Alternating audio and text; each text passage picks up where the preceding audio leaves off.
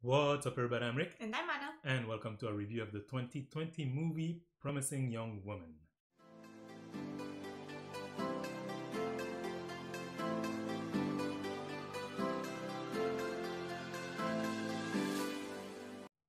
Released on December 25th, 2020, Promising Young Woman tells the story of a woman seeking to avenge the death of her best friend who was a rape victim. Heavy synopsis for a heavy subject. Yeah. And a movie that surprisingly managed to have some moments of levity and comedy woven inside of it, considering how, again, heavy the subject matter is. So, Anna, first of all, let me ask you, as I always do, what did you think of this movie? Did you enjoy it? Did you like it? I mean, can you like this movie? Yes, I like the movie.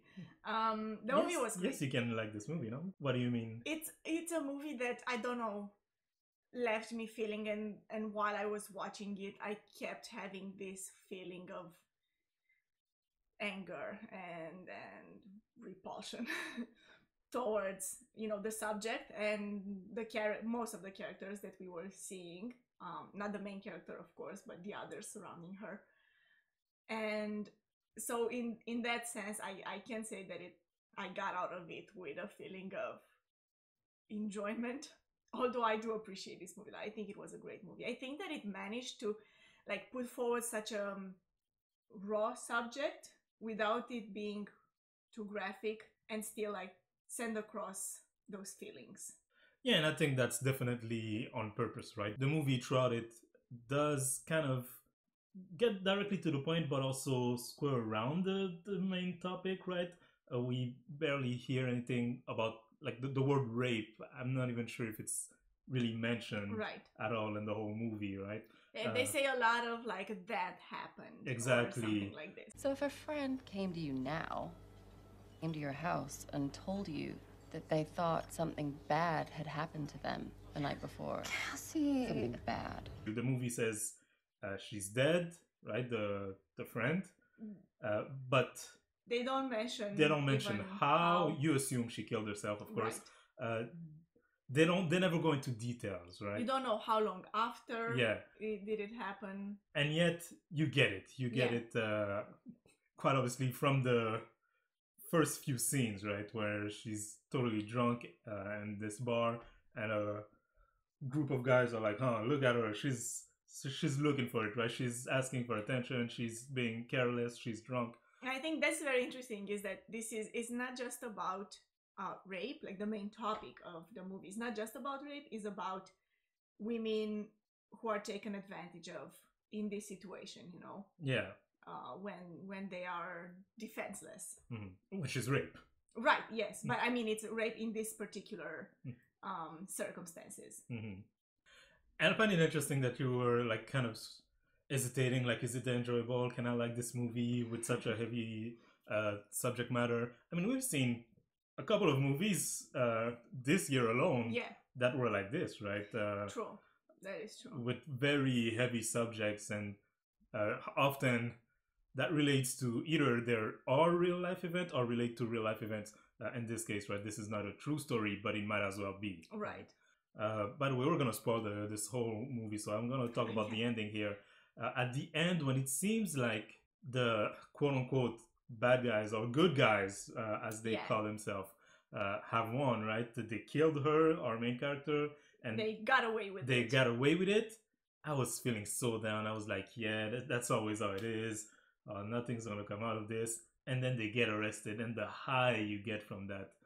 I felt like that ending, while everything up until that point felt very realistic, I feel like that ending was a little bit was Hollywood. It was Hollywood. That was Hollywood. But I mean, it would have been so heavy to end on a down note after a story like this, you know. And we're saying it's Hollywood. It is literally Hollywood. So originally, the director of the movie, Emerald Fennell, planned to end the film at the time of Cassie's body being burned. But the production and financial backers felt that it wouldn't be good to have such a down or negative ending. So then she considered other stuff, including having Cassie appear at the wedding and killing the people responsible, but then she was like, no, that's unrealistic. So what she ended up with is that, revenge from the grave Right. alternative, which was satisfying, but still kept the part that she wanted, right, of Cassie dying. I wonder how I would have felt if the movie ended the way it was originally supposed to end. I would have felt so down, but I would have understood it. I would have respected it. It would have been just like so real, because if you think about stories like this that you hear in real life, a lot of the times they get away with it. Maybe not murder, like maybe killing her would have been, but we're talking about them getting away with the rape that happened in college, right? And the fact that everybody knew. Yeah. Even the murder, they kind of give this impression that if Cassie had done nothing, they would have gotten away with it. But because the cops were already under this idea of, oh, she probably killed herself. Right. One interesting thing here, we were talking about how real this is, right? Well, the title of the movie is in reference to Brooke Turner, a Stanford University student who was convicted of sexual assault in 2016. And despite his conviction, he was referred to by a lot of people as a promising young man. I was thinking about that. I didn't know that it's referencing a real person. But I was thinking, like, that's what you hear a lot. Like, oh, he's such a promising young man. Like, you wouldn't ruin his career for some accusations that you can't really prove. That's the excuse that you hear when they don't actually pursue a case against a possible rapist. So it's interesting that that's what it made me think of. Like, nobody thinks about the promising young women who end up having their lives taken away or turned upside down by events like this. And this story, Our Promising Young Man, is played by Chris Lowell. It's Alexander Monroe. A man that throughout the movie, we only see him towards the end. Right. And throughout the movie, we just hear about him, right?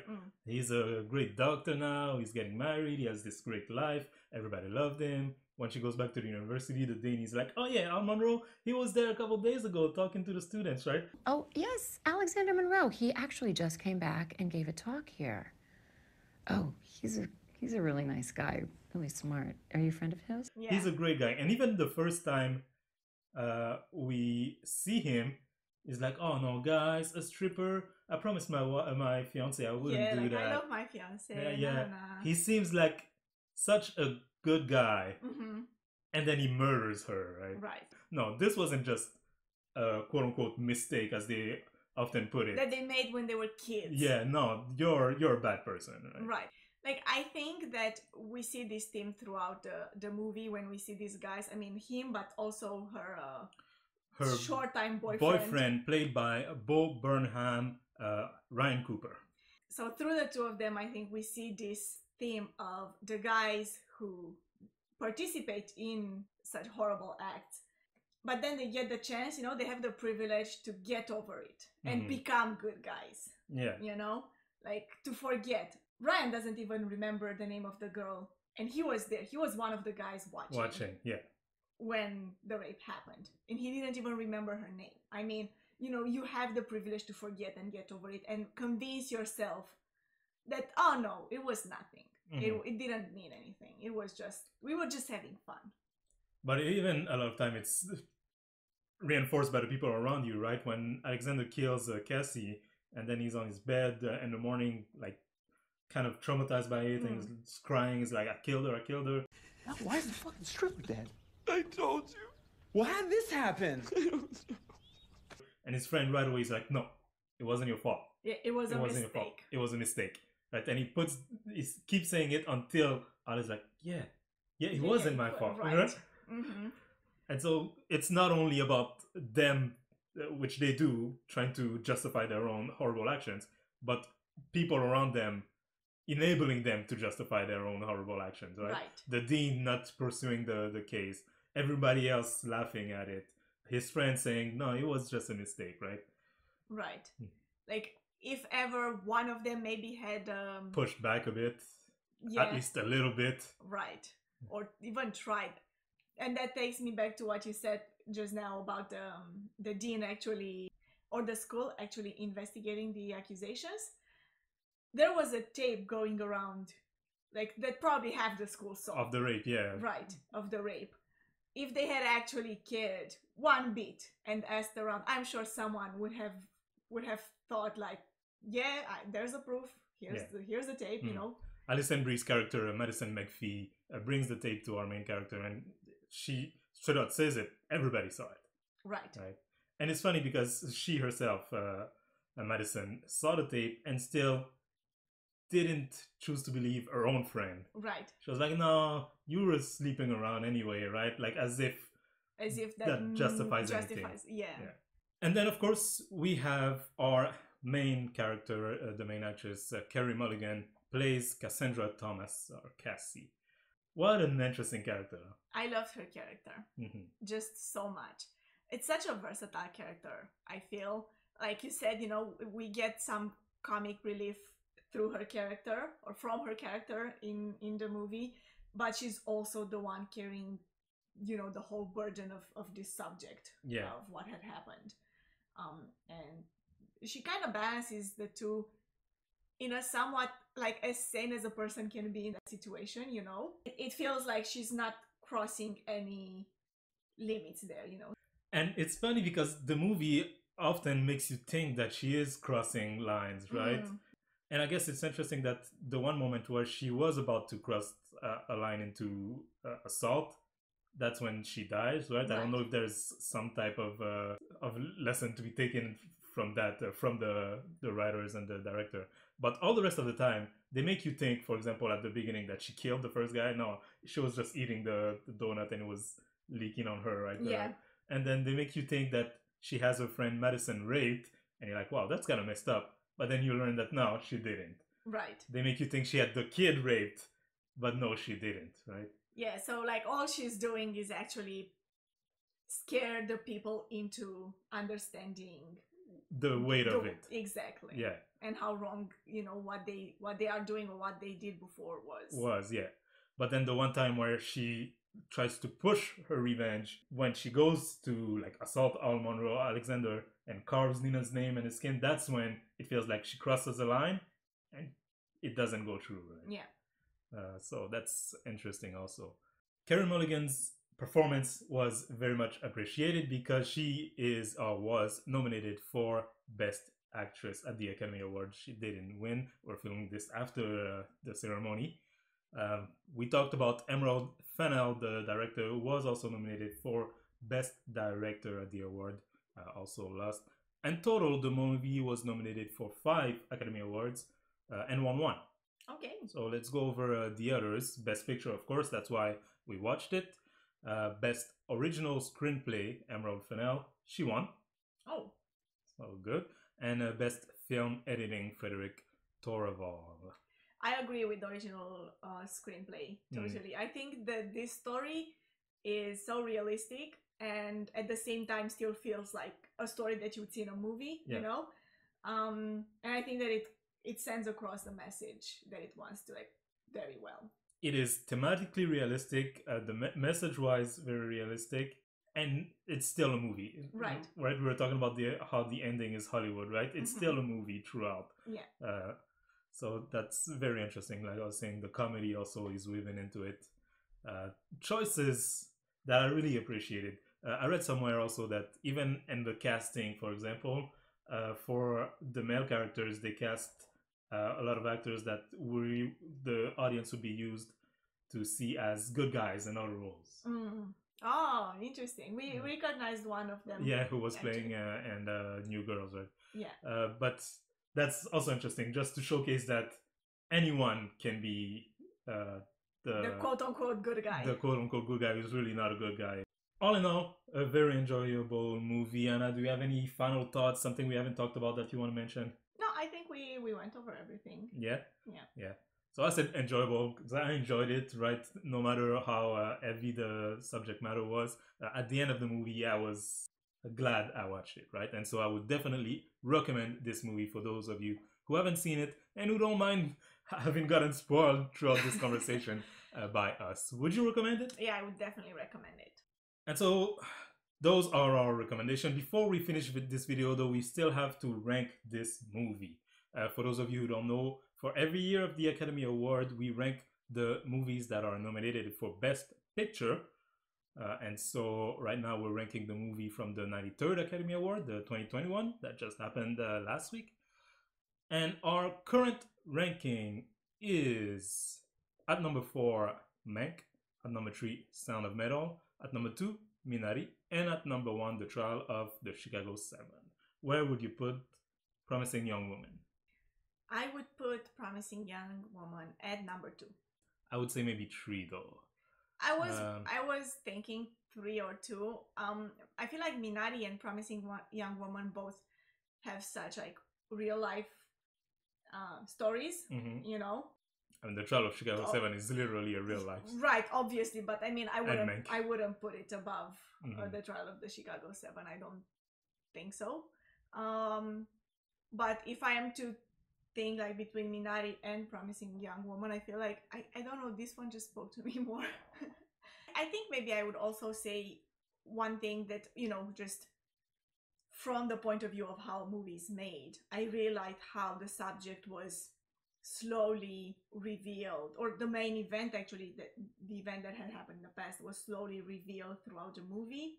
Like hints were dropped, or, you know, more and more information was given throughout conversations without us ever actually just like hearing the whole story. Right. You know what? I do appreciate really the subtlety, right? The subtlety that doesn't make anything confusing or vague. Yeah. It is still very clear what happened.